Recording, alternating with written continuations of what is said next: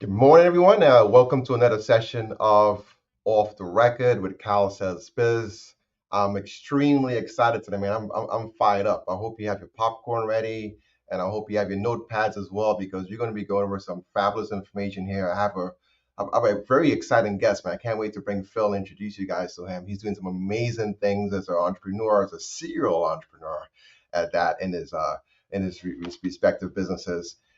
Just some quick updates before we get the show started. We have some amazing events scheduled coming up to next week.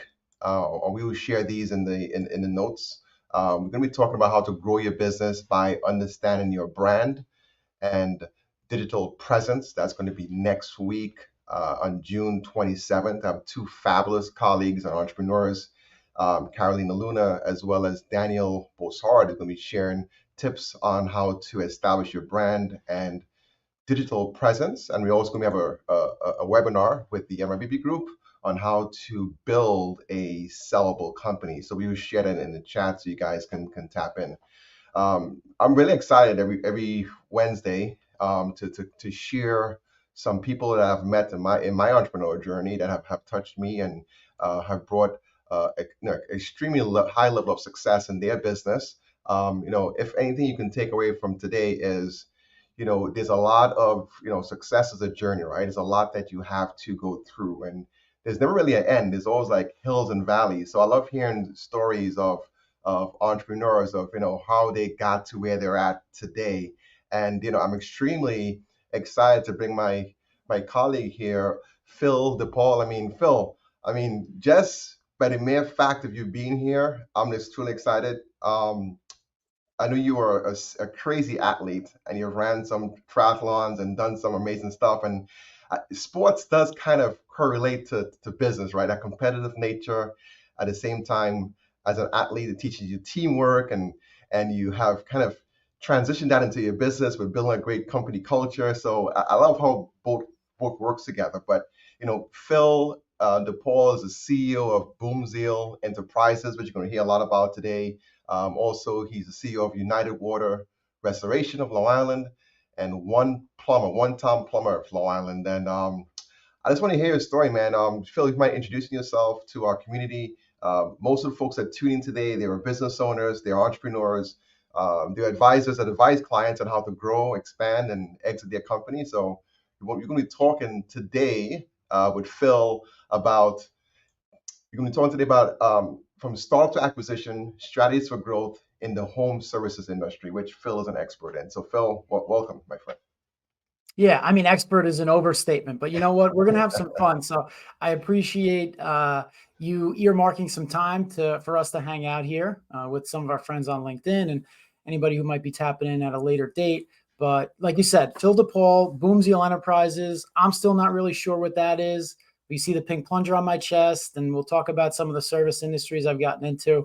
I'd love to touch on what you said earlier before we deviate about sports and overlaying sports with life and with business. And I do it all the time, and I think that entrepreneurship and leadership has so many parallels to sports, whether it be team sports or independent sports. Like it's both things. So I've done, I have ran a couple of triathlons and done the New York City half marathon, which is a lot of fun. I've competed in some other things, and I just always love to put myself into challenging situations.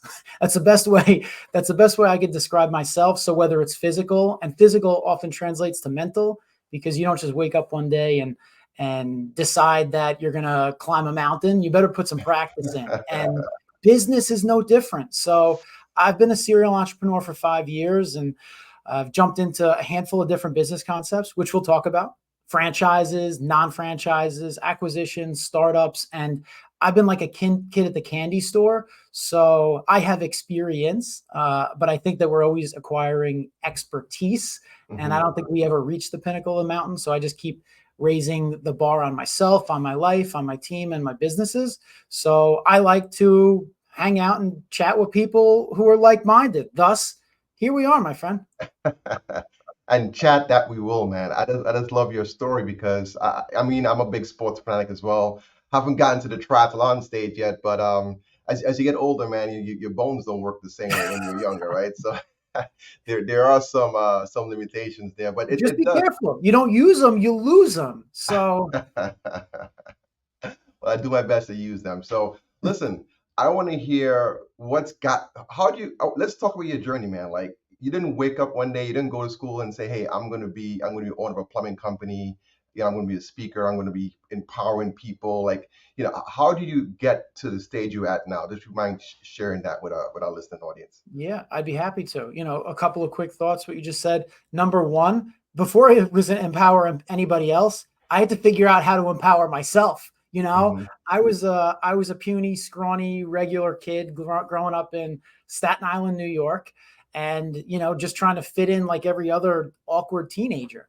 Did I like sports? Yeah. Did I have friends? Yeah, but I didn't feel like I was anything special, and I just over time you put yourself in different situations. And I think that that's the best way to learn about yourself. You learn about the world around you, but there's so many social pressures, and family can love us and they can put pressure on us, and a family thing. So you're right, I didn't wake up and say I want to be a plumber. And for the record, I'm still not a plumber.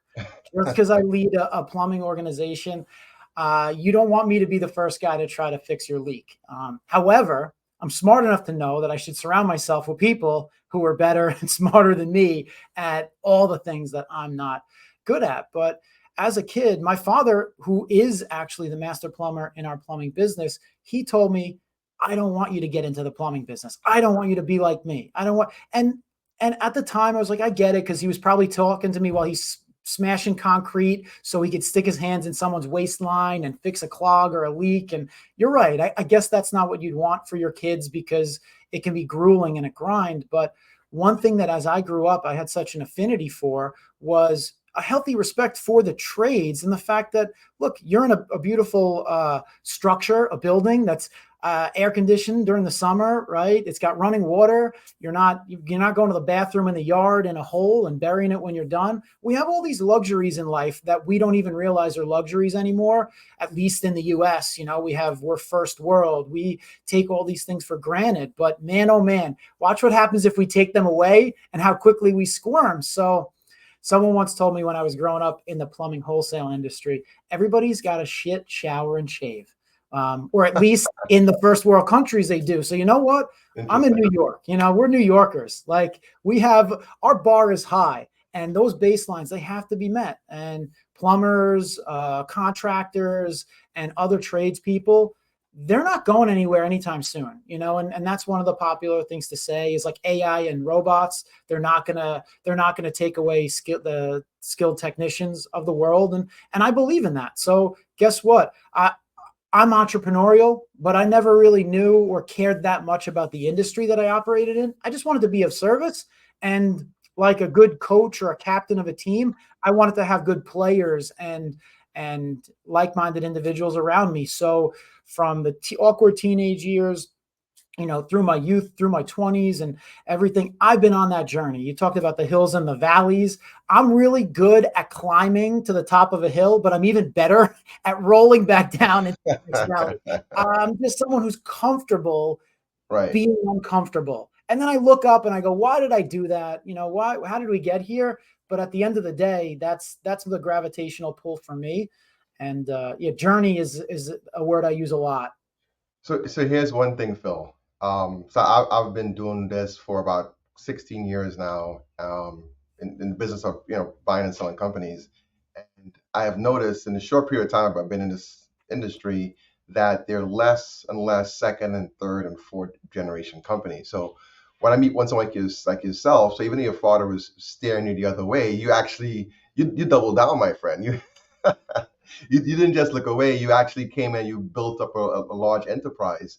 I tell young kids when I speak with them that are leaving college, look at the trades. It's a great opportunity, and we spoke about this the other day, right? I mean, in the summertime you need air conditioning, in the wintertime you need heat, you need plumbing for your water. I mean, these are essentials, and there's no bot that can fix that. Now you can use technology to run and scale your business in other areas, with the technicians having tablets and be able to Mhm. input information and keep track of your customers and inventory and all that cool stuff. But there's a tradesman or woman that need to service those units.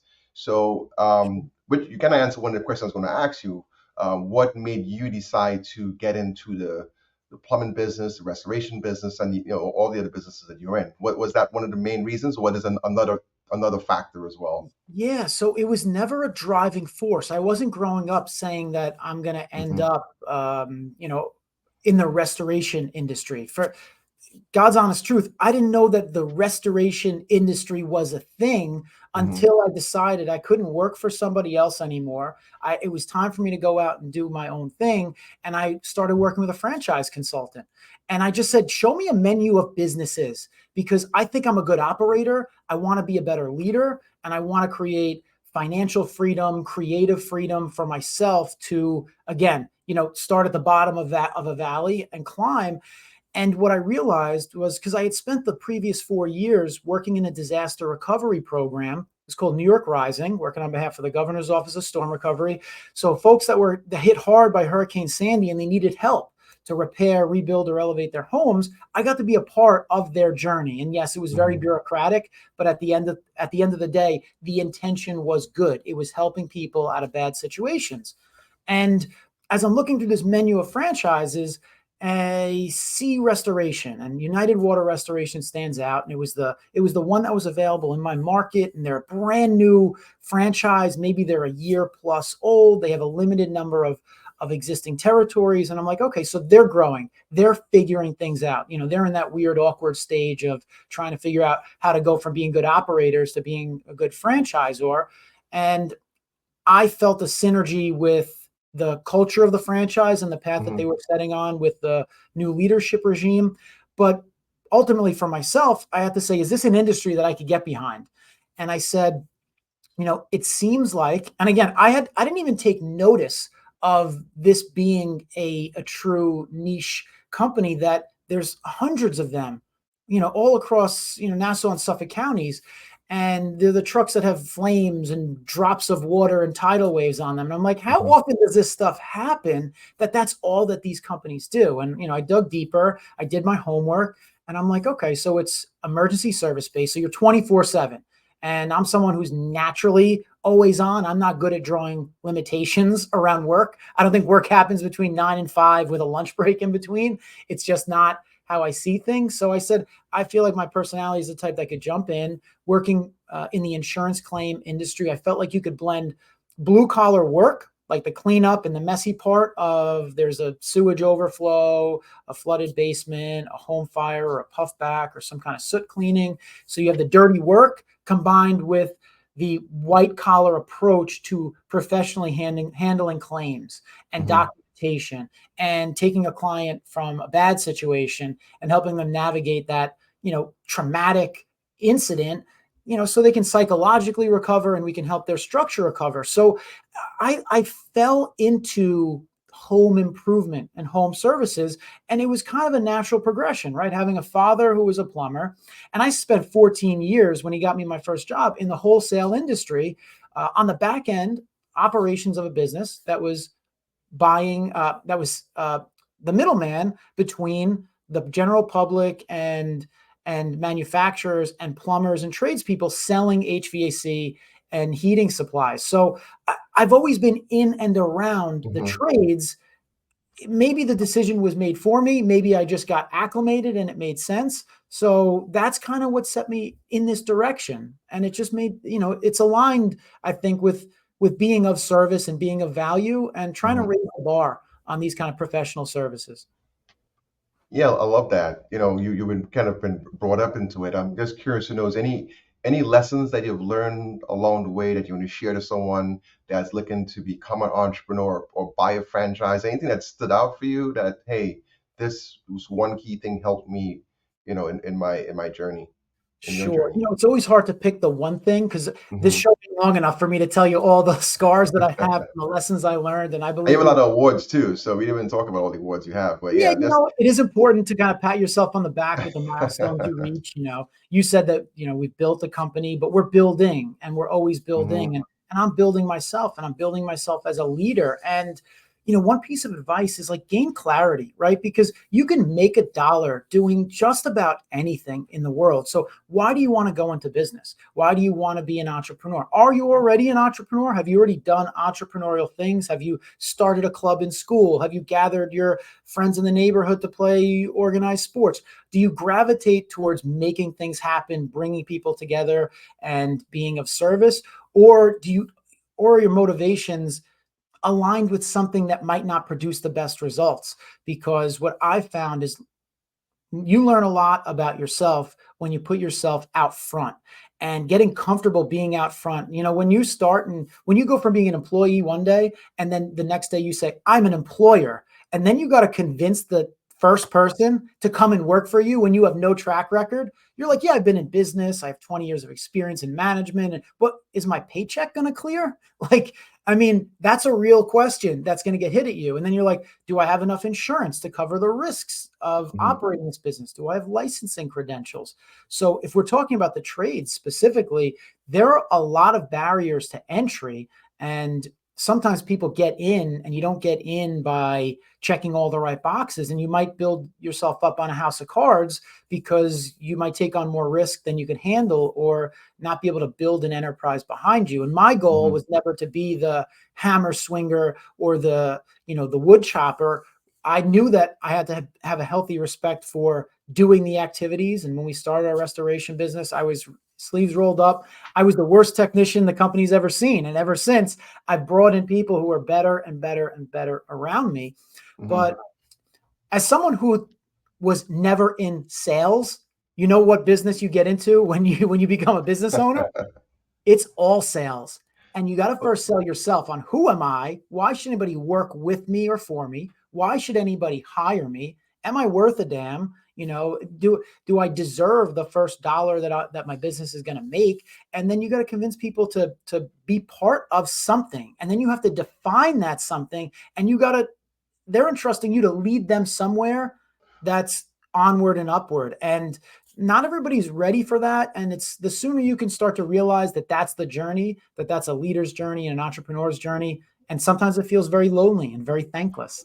Well, you read my mind. 'Cause I was getting into the culture because you can't run one company, much less multiple companies, without having some great, company culture, right? You're essentially empowering leaders, right? Because you cannot be at the helm of every operation at the same time, and there are different divisions. Different, you have your person that actually takes the calls when there's an emergency that's happening, right? There's dispatching your servicemen out to that location. There's going to be materials that's needed. And then you mentioned insurance. There's a lot that's going on. You have billing and whatnot. So there's a lot that's going on there. So talk about culture, because in the world of mergers and acquisitions, one of the key questions I get whenever I speak with a private equity group or investor or buyer, they want to understand who are the key personnel involved, right? They want to know that someone like yourself, Phil, can step away and the company can still run. And pardon the pun, there's no restoration to be made of the business, right? The business is not going to burn down and have to call you, Phil, to come and fix it up and stuff. So share me about that. How do you get to the point where you're empowering others to have a good culture within your company and being a great manager and leader in your company? Where did that come from? Yeah, I mean, I work on that every day, and some days I do a better job working on that than others. But you're in the M&A world, right? So what am I buying? If I'm buying a business through you from a seller, what is it, right? So it's a logo, okay, but it's really people and processes. And if you don't have great people operating great processes, then again, the business is built on a house of cards. So if I buy it and I say, here's $1 million, I'm going to buy your business and have the exact same results. Well, guess what, Kyle, if I take you out of your office and plug me in to lead your team and your army, maybe I could acclimate and do a good job, but the culture needs to be clear enough that somebody new, whether it's at the top of the organization or the bottom, knows who we are, why we exist, and how we function together. So there needs to not just be the roadmap of how, as I like to say, the sausage gets made, but you have to have the right sausage makers, and you have to have the right leader that that team is going to follow, and maybe muscle memory kicks in after a new owner buys a business. But how long does it take before it comes apart at the seams if that business doesn't have a strong culture? And then it's like, well, okay, well, define culture. That's kind of like what your question is. And to me, it's culture is it's a feeling, it's a feeling, but it's tied to something that's rock steady. And you have to create energy and momentum in a business. And it has to be like Jim Collins says in Good to Great, like the flywheel effect. Like it has to be a bunch of people, forces, and resources rowing in the same direction that generates the outputs and the outcomes that you want. And it's the feelings of those operating the business and the systems that produce reliable results, in the consumer's mind and in their hearts, so that they keep wanting more of what that business has. And I think that sometimes we fool ourselves by saying, I'm going to open up a plumbing shop and everybody's going to want my plumbing services. Yeah, but there's competition. Like there are other forces at play. Why are the best people going to want to work for you? Why are the best buyers going to want to buy from you? And then you have to be in sales and marketing. You have to have a mechanism for consistently communicating that message externally to the public that, your product or process is better or the best, or it's right for them because. And at the same time, you got to win the hearts and the minds of your people so they feel like I'm in the right place. I feel rewarded. I feel challenged. So it comes down to core values, right? What do our best people consist of? It comes down to having a mission, like what dragon are we trying to slay? What dream are we chasing? And then for us, we call it our core purpose or a big why, which at BoomZeal Enterprises, and this has been almost 5 years in the making for me to figure out how to enunciate this, but we exist to energize communities through united teams by empowering leaders. Right now, that doesn't say anything about the trades. It doesn't say anything about plumbing. And our mission is to make home maintenance more manageable. So we're applying our big why through the lens of the trades and the services in the direction of, we don't exist to sell plumbing services, get money, and buy yachts. Like that's not a powerful statement, but we exist because I'm a homeowner. And when I think about being the consumer, I put my consumer hat on and I say, well, who's making services for me? Like, how can you make home maintenance more manageable? Here's an analogy. When I bought my home, I got a hand-me-down lawnmower from my father-in-law. I took that thing out, I put the gas in, the oil in, and I start mowing. And I put my time and energy into doing the thing. And then a year later, the thing craps out. And I have a choice. I could either go out, spend more money on a new lawnmower. I can then have to maintain it. I could then have to mow my lawn and whack my weeds every single week and trade that time. Or somebody can help make home maintenance more manageable for me by doing that for me for a sum of money. And then the exchange of services for currency, if it's in my favor, I feel like a winner, right? So it's all about the value exchange. And a business needs to predictably and reliably communicate what the appropriate exchange is for them to want the stuff that you have to offer, and that it meets them where they're at. Now, if my landscaper showed up every other week or when he felt like it, so on and so forth, I wouldn't feel served. I wouldn't feel like I'm getting my value. Just like if you're an employee, if you show up one day and I'm nasty and the next day I'm super happy and the next day after that I'm nowhere to be found, and then like today our initiative is to increase sales in this area, and tomorrow it's to cut costs and cut everybody's hours, and it's like, who's steering the ship? Who are we? What's the guiding light? So what's happened, what I've uncovered jumping into a number of businesses here over the years, is you uncover that there's got to be a common theme. And I had to challenge myself as the leader to become a visionary, because I was an operator. I was an owner operator on day one. And then you have to evolve if you want to build something worth sustaining of value that I eventually want to come to you and Kyle, and I want to say, I need the NYBB group to go find the right buyer for the people and processes and systems that I've built that reliably predicts these, it produces these predictable outcomes for consumers so that they keep paying millions and millions of dollars every year, so that some other suitor would come in and want to buy my business. And in the immortal words of Michael Gerber, who was a big influence over 2 decades ago in my life as an entrepreneur on my journey, he said, if nobody buys it, then you buy it. So it has to be worth it to you to operate a business. You know, you build a business to sell, and if nobody buys it, then that means that you did. So you sure as hell better get your money's worth.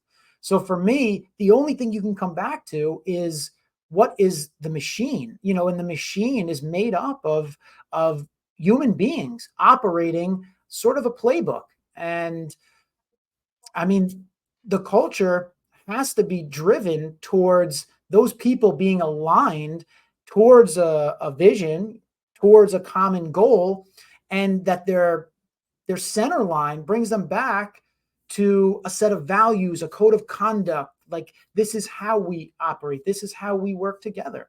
So I've been having a lot of fun being the enforcer of our vision and values and playing the visionary role. Mhm. And it's fun, but it's challenging, and it's rewarding, but it's clarifying as well. And if you're an entrepreneur and you don't yet have that clarified, keep spending time with it. And it doesn't happen in a sitting.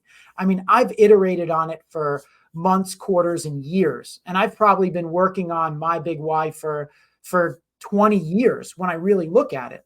So I think the process is never done.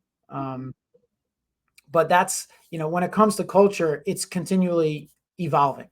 Yeah, I mean, I'm just glowing inside, man. I'm just totally amazed by what you're sharing because at the level that you're at, I could just imagine where you're going to be. And because I work, majority of my clients are late 50s, late 60s, and they many of them don't even have what you have just laid out here, right? You talk about people and processes, right?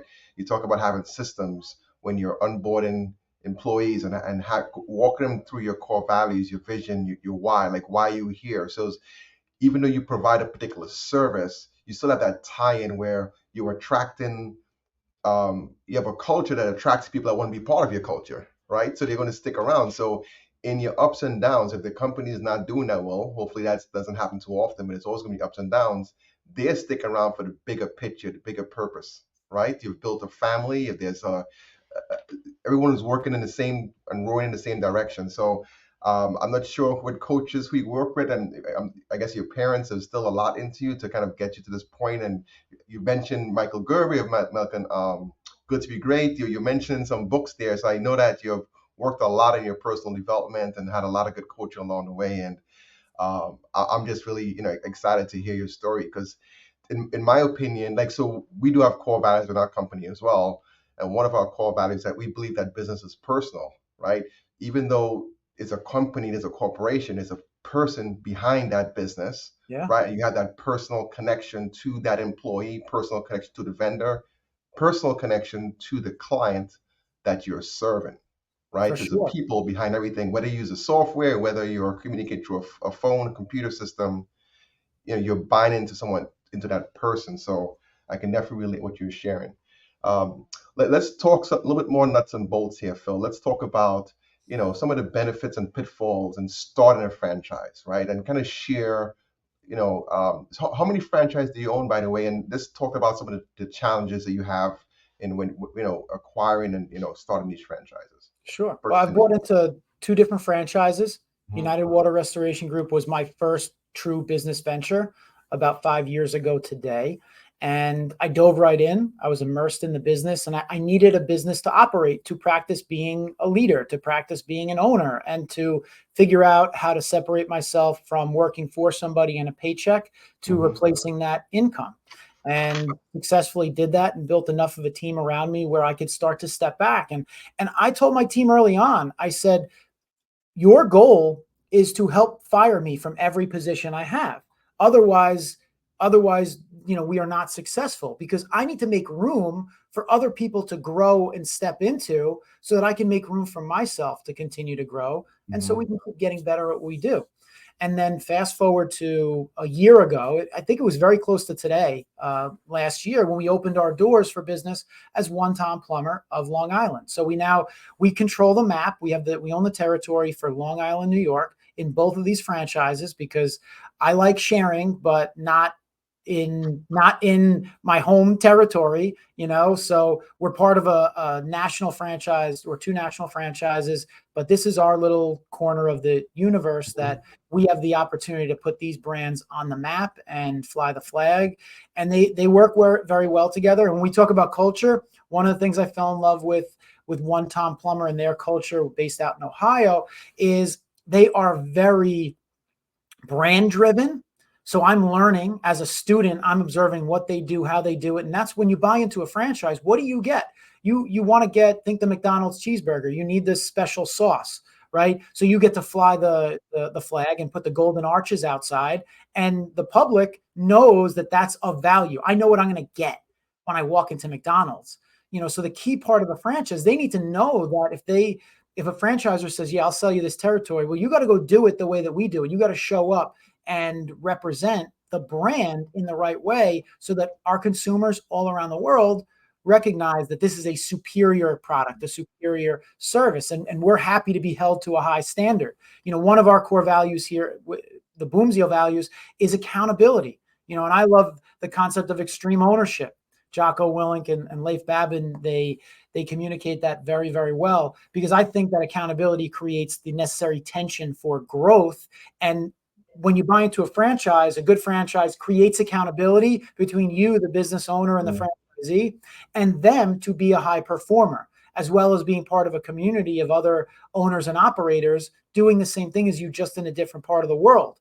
And One Tom only sells to restoration contractors. So you talk about, they'll only sell the franchise to you if you already have an existing restoration business. They want you to apply the 24/7 emergency service mindset and approach to the plumbing and drain cleaning industry. So we are not just plumbers, and we don't just put 24/7 on our trucks. We literally have our phones staffed all day, every night, every weekend, every holiday. And we have at least one technician standby on call to respond. And guess what? If I'm going to do something, I want to do something different, better, and of more value and service. And that's one of the things I loved about One Tom and why we dove in, and we said it marries up really well, because where water flows, BoomZeal goes, baby.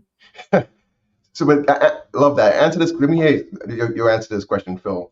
So, someone that's looking to either invest in a franchise opportunity or acquire a plumbing company, for example, or restoration business, or lawn care business, landscape business.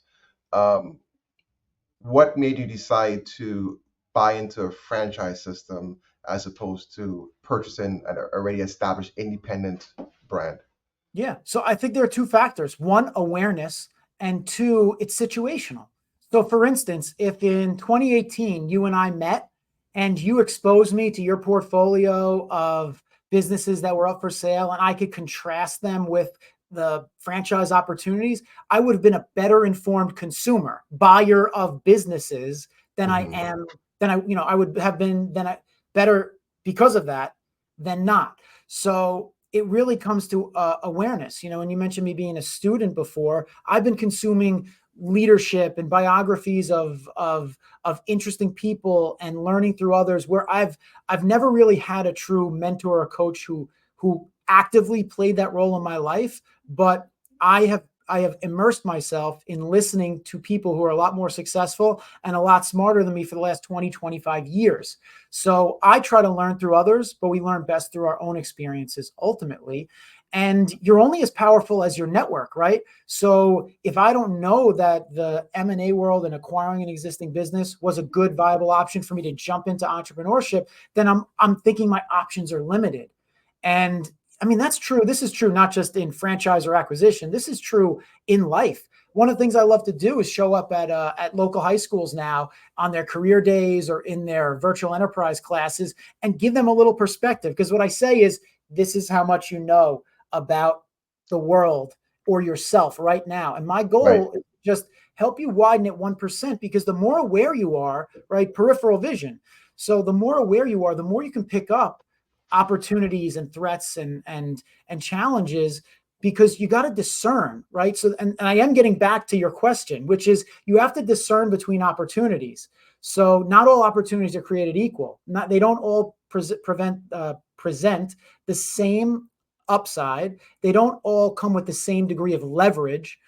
that you might get out of it. Just because something is an opportunity and it could work or you could make it work, you got to know. And I do have a coach now, so I'm lying. David Meltzer, fantastic influence David's in my life fantastic. right Yeah. now. You know, the abundance mindset. And he has this saying, timing, got to know your timing and your risk tolerance. So your timing and your risk tolerance. Is it the right time? Do I have the right appetite for risk to venture into this thing, whether it's a job or a business opportunity? And then you got to do a tail of the tape. Stack these things against each other, right? So a franchise should come with the secret sauce and the support system. But guess what?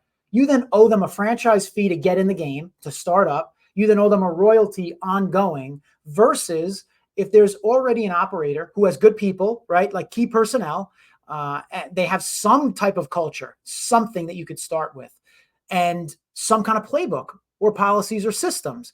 Then guess what? The value of that business, and the phone is already ringing. So you know which way I lean, and it may sound hypocritical because I'm a franchisee in two models. I lean towards acquisitions.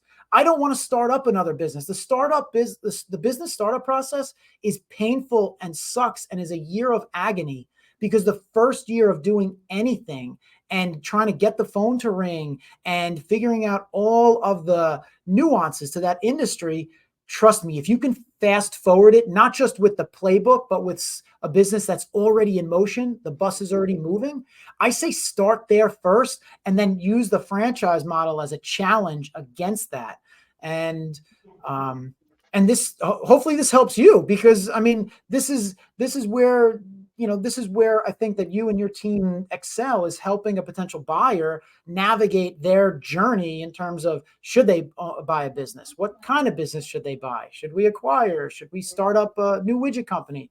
Should I buy into a franchise? These are all the opportunities that exist, and we just have to ask the right questions. So I feel like as I get better as an entrepreneur and as a leader, you just start to ask better questions. And you first start by looking in the mirror and asking them to yourself. Why am I doing this? What's my motivating factor? Am I just chasing paper? Do I want to be, more important than I am now? Do I want to be the front man in a business? And it's funny because here I am talking, business and branding and entrepreneurship as the front man of my business. And I always thought I was a behind the scenes guy. Like, I always was cool being the guy behind the guy. But then once you make the leap in, you got to embrace it. So I felt like my role has had to continue to grow, being a serial entrepreneur, trying my hand at other businesses, and admitting, man, that wasn't the best decision. Next time I'm going to do something differently than I just did. And sometimes you just got to have the scars to prove it. Yeah, I love your authenticity, and I love how you're very humble in answering that question. And you're right, you were exposed to opportunity, and the timing was right for you, and you just dive right into it. And now you have learned a lot being part of that franchise system, because franchises are going to come with processes, For right? They're sure. going to come with a blueprint. They're going to come with training. But not all franchises are created equal.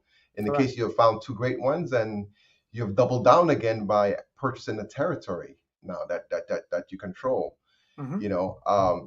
Yeah. So my conversations daily are with buyers and helping them make the right decision in their purchase. And ideally, how I look at franchises and independent businesses, like if you want a system to follow, right? If you want a process that you can follow, and you don't want to think too much out of the box, like you're not going to buy a Wendy's or run like a McDonald's, right? If you buy a Wendy's, you're going to buy into their process the same way if you buy any other franchise. On the flip end, though, if you're looking to acquire a business, it's the same. It's almost the same thing as well, right? Does that business have a process that they follow, Yeah. right? Do they Otherwise, have what are you systems in buying? place?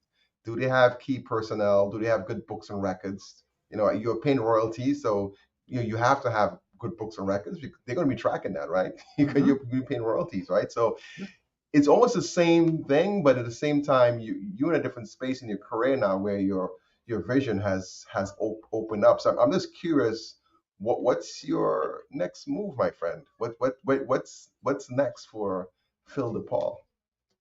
It's focus. Less is more. I am in the season of less right now. I've tried a bunch of different things. I went to the buffet. Hmm. I tried a bunch of things, and I got a stomach ache. So now, so I went home, right? Uh-huh. I had to deal with the after effects of eating some of the wrong things. And now I'm really looking at my diet and I'm trying to just intake, where does my energy go? Where does my time go? And how can I get the biggest return on my time and my energy? Leverage myself so that I can be the most highly empowered leader, so that I can better unite teams and empower other leaders to do so, so that we can energize communities. Because otherwise, I just got a bellyache. And So doing are you looking to further establish more market share within your community, or are you looking to acquire more territories or opportunities to maybe convert independents into franchise opportunities? Expand. Like what's your next move in merger and acquisition, if there is one, or if not, is you just plan on building your current organization organically? Yeah, I mean, there's no tomorrow without today. So we ate some junk food. We undertook some unhealthy habits, and right now, doubling down, as you said before, on the Long Island market. Like, it's a Long Island. It's, we're dense people who live in dense communities, right? And And I'm consume one a of them. lot of junk. Trust me, it's a two-way street. So there's so much we could do to further implant our brand as being different, special, and for the right buyers, especially when it comes to our plumbing business, our drain cleaning services, and our water damage cleanup services. These are our key core competencies and the ones that I'm excited and passionate about. So we've jumped into some other sectors, from construction to junk removal, and trying to figure how to play out each one of these situations, because the more hats that you wear, the more fractioned you are. So you try to build the right team around you. You try to navigate the financial constraints of starting up all these businesses. And listen, we built up some financial challenges in trying to launch all of these endeavors at the same time, and at the same time try to brand ourselves as BoomZeal Enterprises, which is another startup in and of itself, because it's the thing that links these different brands together. So we're leading with our plumbing and our restoration business, focusing on that and our people. And we're doubling down on our people, our training processes, and setting ourselves up for success, because the leadership culture is the most valuable thing that we have to scale. So before we try to do more things, and trust me, I want to do a lot more things. I want to create a lot more value in the marketplace. But the thing, my motivator is not purely personal gain and success. I feed off the energy that we create and we produce together behind the scenes, so that we can go out on the stage, which is, in someone's home or in their business, and fix their problem and add value. So before we try to do a lot of things good, I want to make sure that the things that we're doing now are off the charts phenomenal. I went from calling it 5-star service to 6-star service. All right. I want to focus on 6-star client experiences. So that's what we're doubling down on here in Long Island. Plumbing, drains, and water damage. And from there, sky's the limit. I love that. Now, as you wind down here, Phil, we may have some listeners that are looking to get into the home services industry. What's one quick tip you can give someone that's considering to get into home services? Yeah. So if you're on the outside looking in and you say, "Oh, home services, home improvement, the trades," right? There's a lot of opportunity. You're right. There's a lot of competition, because there are the barriers to entry between buying a toolbox and a van are minimal. But you got to figure out, what is your vision? Do you want to be the operator? Do you want to be the doer? Do you want to be the technician? Or are you trying to build an enterprise, and in what direction? And you better know the licensing requirements and regulations and all the other factors that make doing business hard, because doing business is hard, and doing business the right way in the trades, for a company that's going to be built to last, is even harder if you don't know what you're getting in for. So if you're not a subject matter expert in the industry, the specific niche in home services that you want to get into, and some of them are more complex than others, right? Like electricians and plumbers, the licensing requirements are extremely stringent, and you got to do your homework. Whereas if you want to be some other kind of service professional, if you want to be a lawnmower, or you want to do some exterior gardening and things, it's different parameters, things that I'm not intimately familiar with. So you've got to get to know the business. You got to get to know the industry. Do your homework. There's no free lunch. Try not to jump in head first if you can avoid it. If you're thinking about getting into business X, go work for somebody. Go offer yourself to be a free helper to just get some reps in. So I love talking about getting reps in because that's the practice. Like, and the practice, if your mind is acting upon the thing that you're doing, then you're processing how to think, how to make decisions. So for me as an entrepreneur, my most powerful muscle is in between my ears, and it's the process of executing. You can't make a non-decision is a decision. It's just a decision made by somebody else or something else, right? The weather can't dictate your attitude or your mindset. You have to, you don't enter the storm. You got to be the storm. So that's the idea is you have to be decisive. You have to figure out your own decision-making matrix and how to figure out what to do next and work on yourself. Look in the I mirror. think research is key. We always advise folks if you're going to get into any business or even a franchise, interview other franchise owners, learn about it. There's a lot of, franchise do have to disclose Article 19. They have to disclose their business activities and so on. Yeah, Get access to FTDs. those reports.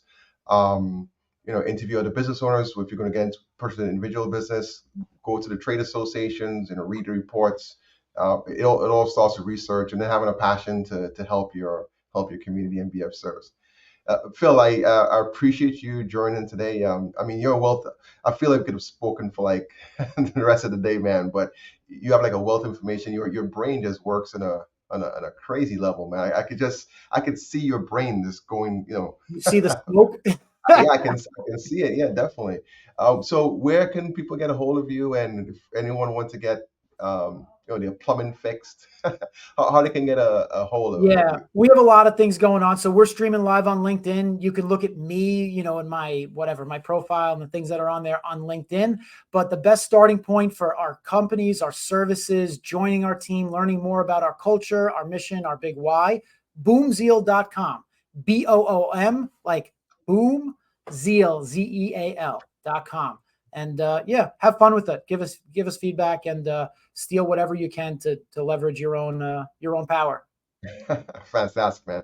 And I've entered your information in the chat here so folks can get access to you via boomzeal.com. And just want to thank you, Phil, for your time and sharing your knowledge.